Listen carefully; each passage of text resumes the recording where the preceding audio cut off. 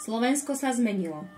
Ak sa chceme vrátiť k svojim koreňom, musíme zmeniť všetko.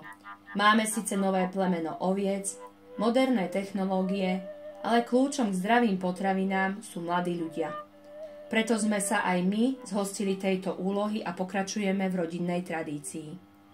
Pretože si myslíme, že stojí za to zviditeľniť túto profesiu skrz pravú ovčiu brinzu, žinčicu či oštiepok. Volám sa Lucia Vuptáková, venujem sa poľnohospodárstvu už zhruba 10 rokov, ale od detstva ma rodičia k tomu priviedli a nakoniec som zostala na rodnej zemi. Vyštudovala som poľnohospodárskú univerzitu a nakoniec aj venujem tejto oblasti.